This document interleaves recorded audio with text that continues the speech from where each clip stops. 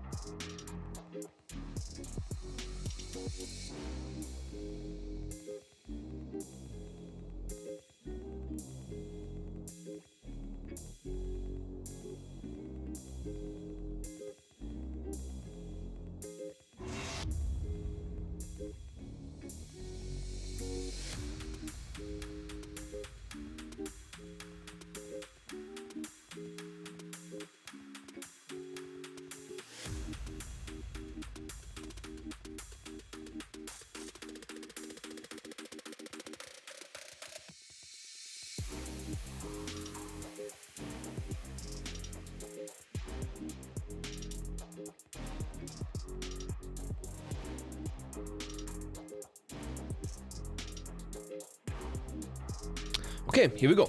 So, Kindaclose fast strafes silver.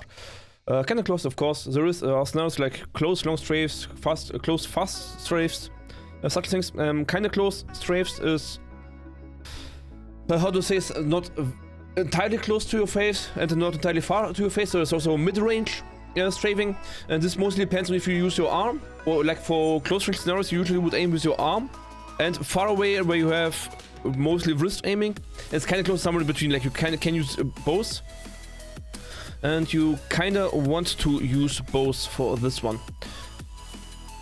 Sorry for the music. So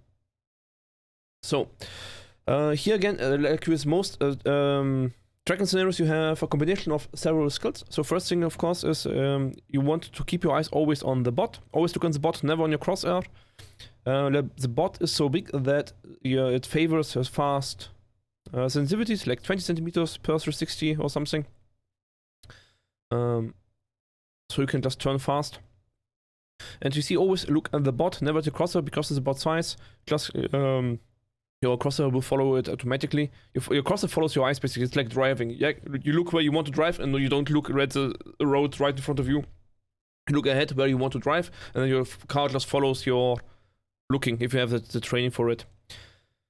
So here you want to specifically look at the bot, understand the bot movement, where is it currently going, and then make a flick with your arm onto the bot to change for the direction change, to adapt to the direction change. And then, but you don't want to flick stop, but you want to flick and continue motion.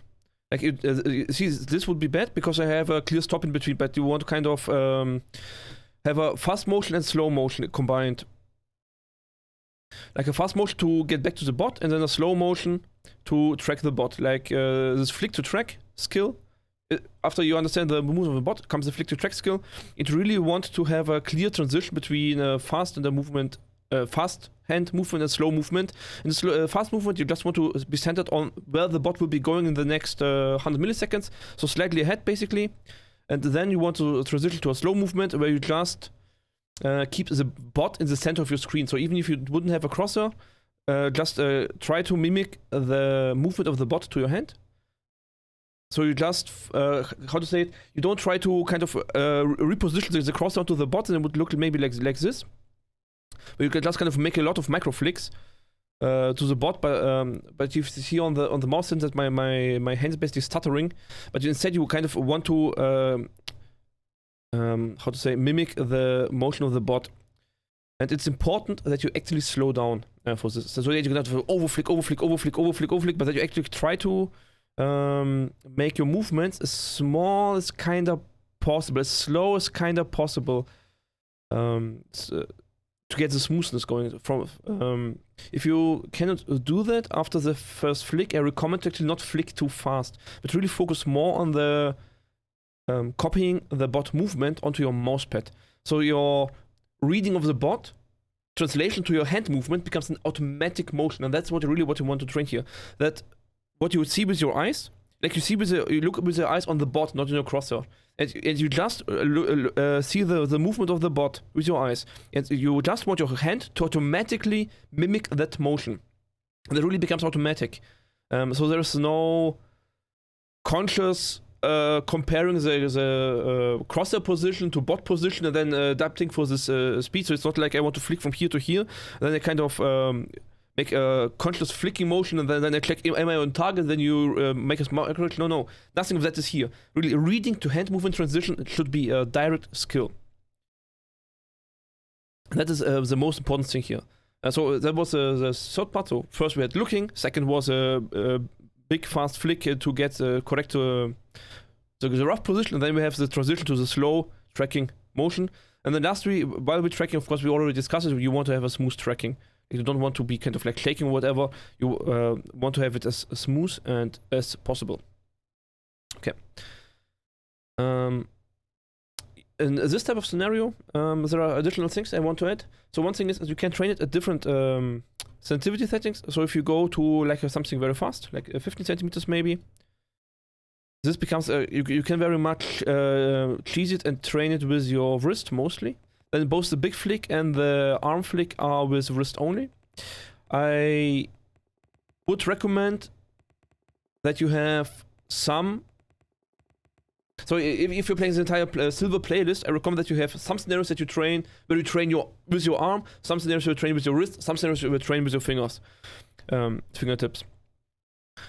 So you want to have some bot where you also kind of involve some kind of finger. So even if you have a claw grip, even then you would kind of want to have some finger motion. Not too much, but some finger motion. And just have some scenarios, at least for each category, regardless of where your main aim is. So even if you're like a palm grip arm aimer, even then you kind of would want to have a scenario where you would at least want to add the wrist. Of course, for pure palm, you cannot fingertip, but then you at least you want to have some scenarios where you train your wrist with it, somewhere in the silver playlist. If you are a pure fingertip aimer, then at least then maybe play this scenario with a slower setting, so you can actually implement your arm aiming.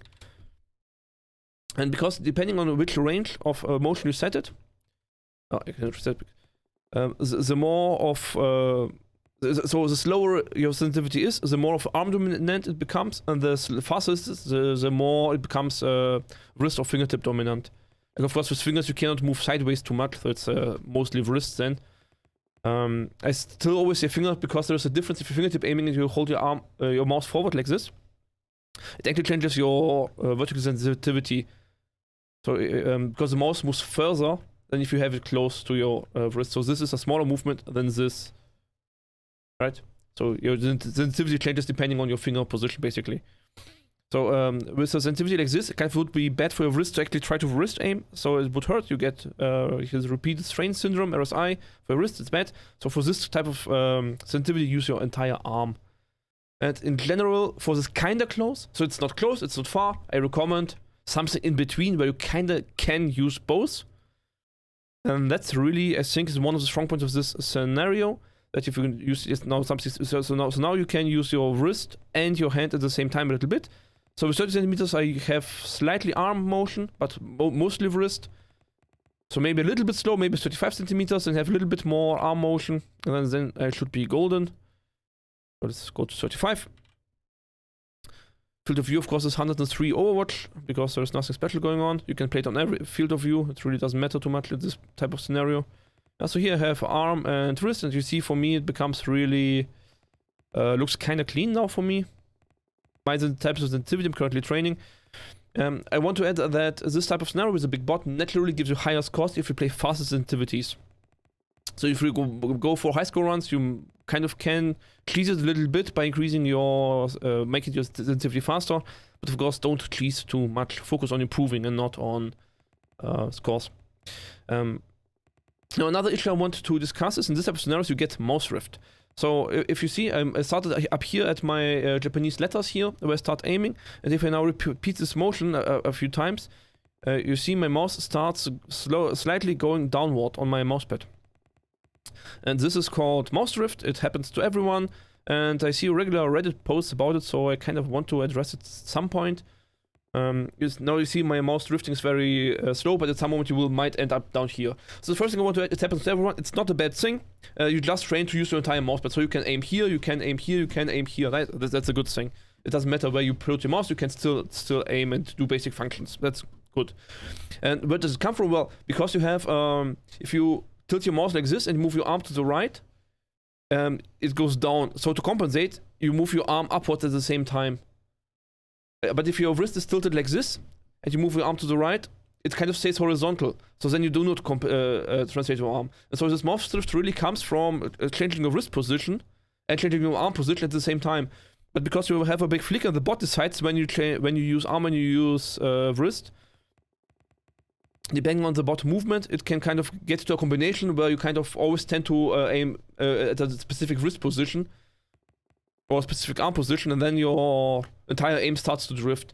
You can combat it by consciously tilting your hand for some types of aiming, and then you see then I went up, and then I can retilt, and now I'm further up. I can do the same and go down, so like this, and now I reposition now a little bit further down. So by changing your tilt from hand to wrist, arm to wrist, you can combat it if you want to, but generally I recommend to ignore it, and just if you get down here somewhere and it gets uncomfortable to aim, then just reposition. Right? Repositioning is also a skill you need to train, so just reposition, it's fine. And so with these scenarios, for beginners, I recommend to not play it like 1-by-1 scenario, but really do 5 to 10 runs on this and really focus on your single points. Like, focus on reading the bot. Just don't even put cross on bot, just try to put keep the bot at one position at your screen. Really, that doesn't matter which position. It can be down here, it can be on the right, it can be on the left. Really, just try to focus the bot movement. Look at the bot, copy the movement. Right? Then there was a training for reading. Then training for arm, really focus on the flicks, but like, don't flick and stop, but flick and keep moving. Flick and move, flick and move. Just be conscious about this single thing while you train it. Flick and move, flick and move. And if you notice, this is the same list we had earlier. The third thing is just after the flick to a smooth transition, so that you really kind of do not over flick and recompensate all the time, but that you really switch to copying the bot movement. So even after the flick, you kind of you flick, but you flick too far, you still just copy the movement. Don't recorrect the crosser all the time. Like, flick once and transition to a smooth tracking. And why is that tracking so important? Well, because if you look at a screen where the bot movement is perfectly copied, it's kind of trivial to see the distance you need to flick. And it's kind of trivial to read the bot. You see very fast where it goes. But if you are in the opposite movement of the bot, then it becomes really hard to read where the bot is actually going, because your mouse is going other direction. Then it becomes hard to read, and you are sacrificing your own points. So you really need to have this skills are kind of intertwined. So this bot reading gets easier if you have smooth tracking, and smooth tracking becomes easier if you have actually a clean transition from this big flick to your smooth, and you can read properly. So the skills kind of go together, and you cannot train one without the other, but still try to focus on one thing during one training round. And that's why I don't recommend 1-by-1 training sessions for beginners, because it's hard to kind of remember what do you want to actually to train in this scenario, because you need to train everything. Everything is not good at silver players usually. Like, everything is train worthy, right? You have no skills at Grandmaster level yet, which is perfectly fine. That's why you're training it, right? Why would you train if you're already perfect? If you're a human aimbot, why would you train? Is there anything else? Yeah, no, that's basically the most powerful, Kindaclose fast strafes. Thank you very much for watching. Sorry. We make it like this. Haha. Thank you very much for watching, and see you next time. Bye bye.